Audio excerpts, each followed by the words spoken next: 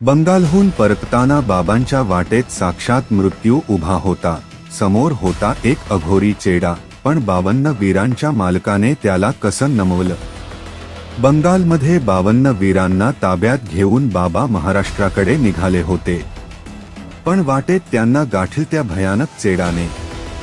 एका झटक्यात त्याने बाबांना घेरलं, पण धावजी पाटील डगमगले नाही.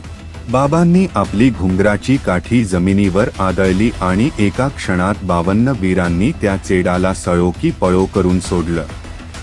52 वीरांच्या शक्तीसमोर तो चेडा क्षणार्धात जमिनीवर लोटांगण घालू लागला.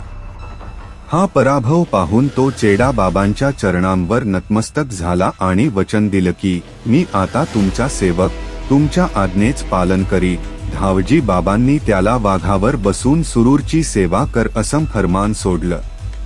विजयी होऊन बाबा सुरूरकडे परतले. पण गावात पाऊल ठेवताच लोकांनी एक अद्भुत आणि अविश्वसनीय चमत्कार पाहिला. साक्षात एका वाघाने बाबांच्या पायाशी येऊन लोटांगण घातलं.